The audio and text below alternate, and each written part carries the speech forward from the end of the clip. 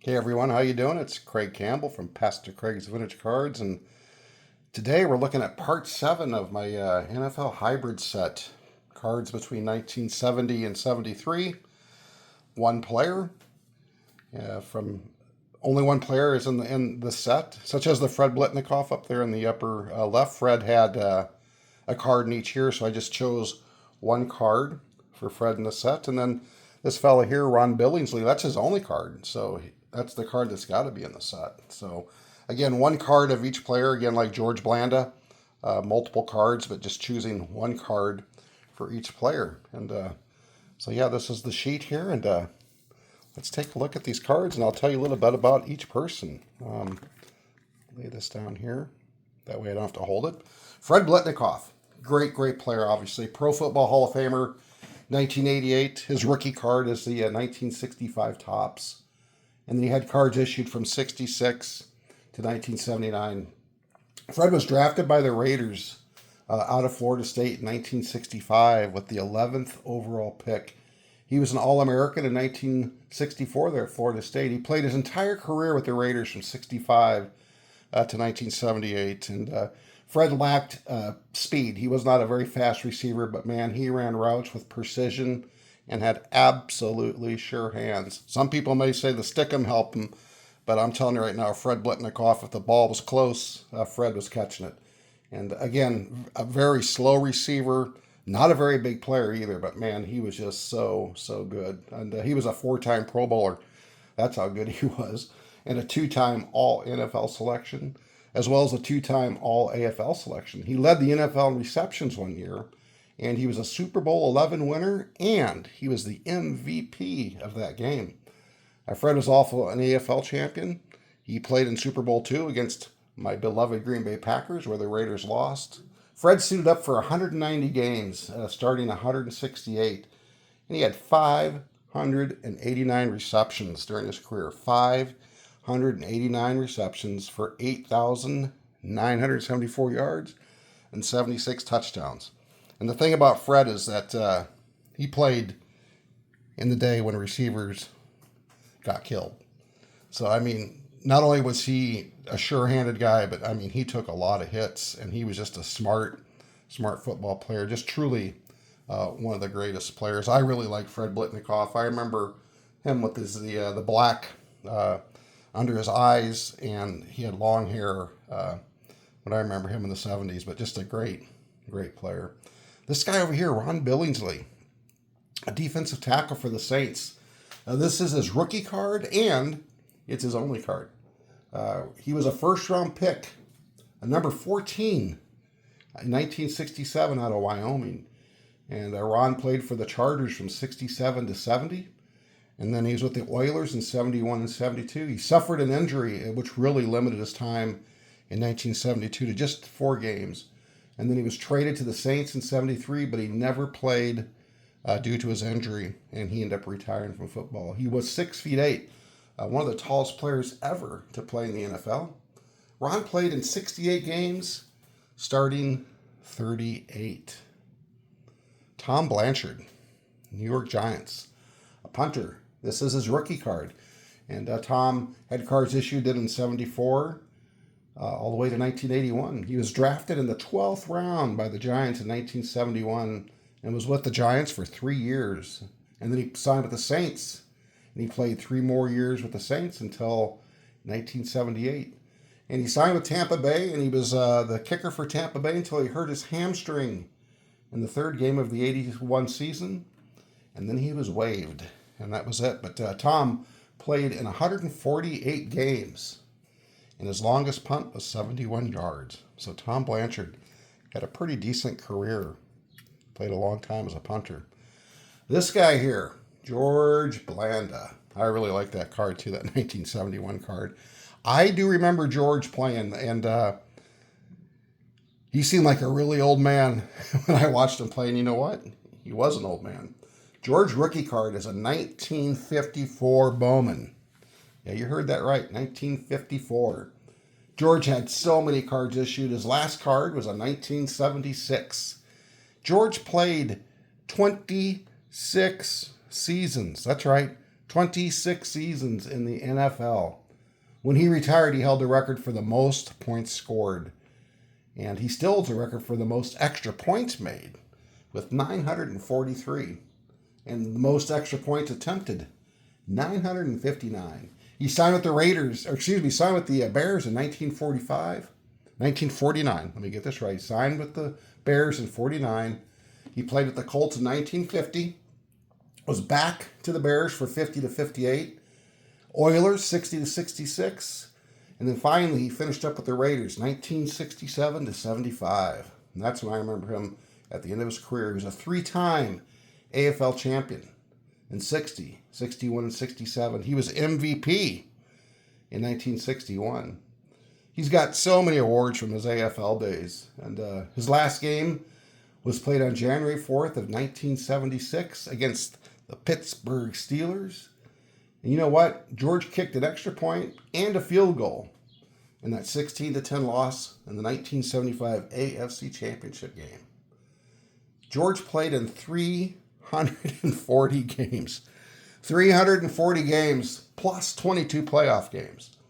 He had over 27,000 yards passing with 236 touchdowns, 335 field goals, and he was inducted in the NFL Hall of Fame in 1981.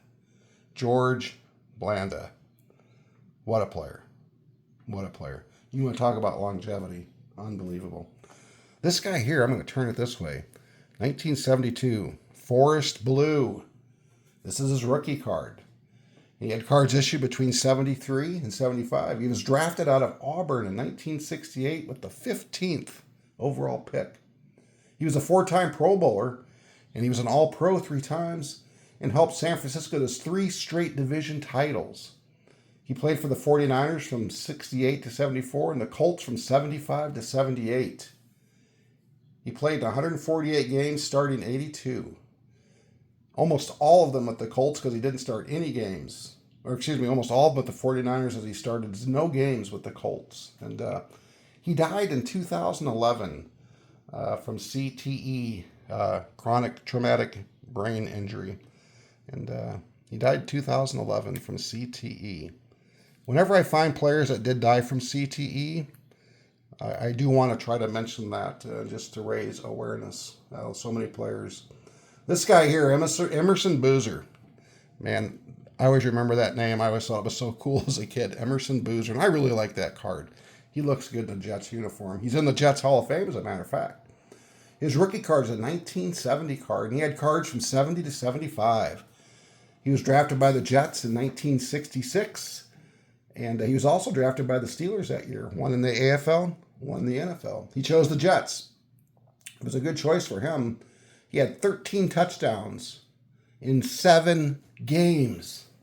That's right, 13 TDs in 7 games. Then he suffered a devastating knee injury against the Kansas City Chiefs. Despite only playing half of that season, he led the AFL in rushing touchdowns. He only played half of the season. Amazing, amazing year. Emerson was an outstanding blocker. He was a short yardage specialist, but man, that injury just really, really damaged his career. Something fierce. He had a career high in carries in 1971.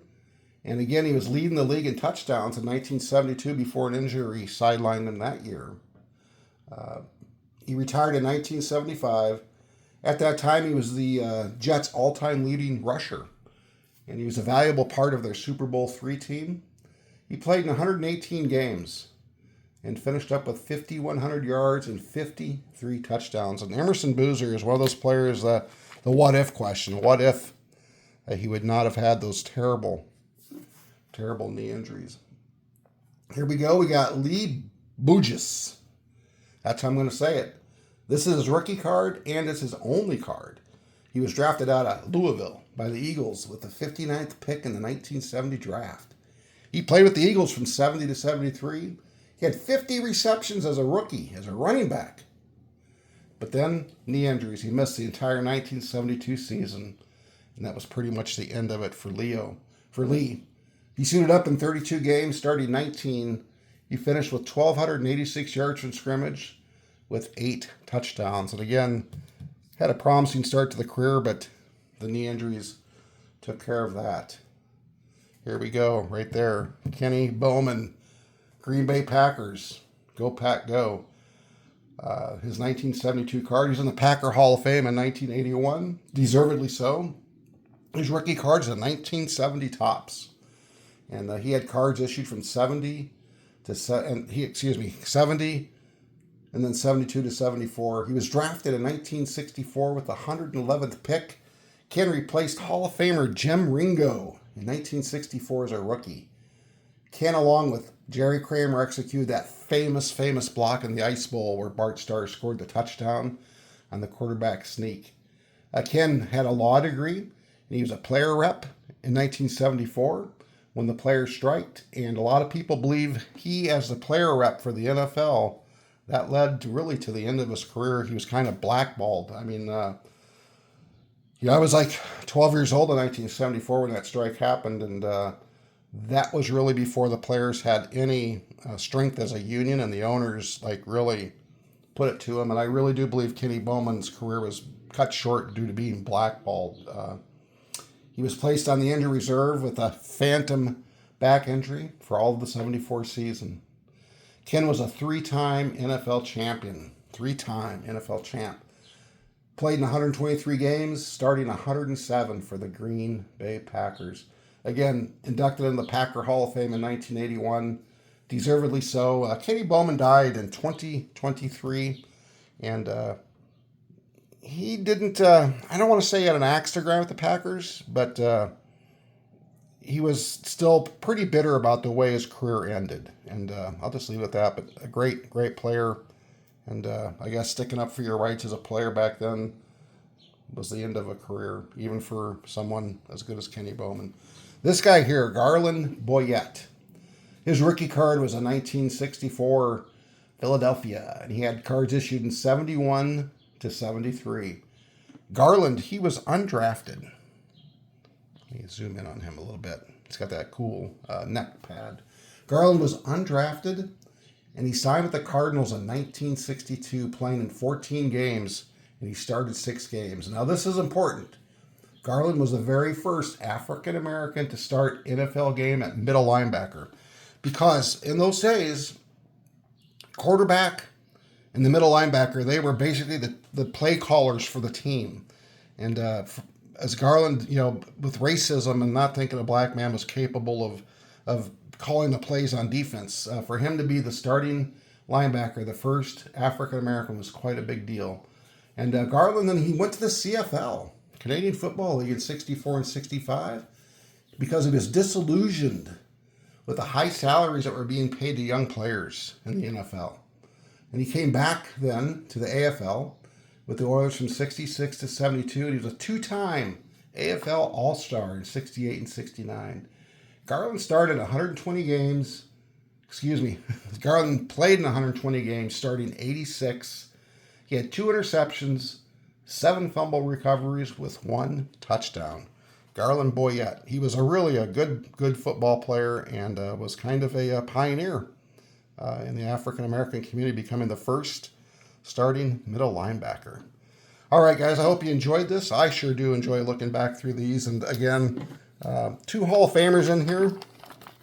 I always do want to point them out. Freddie Biletnikoff, not really his best card, but that's the one that made it in my collection here. And George Blanda. That's a cool card. Guys, I hope you enjoyed that. Don't want to knock my camera over here.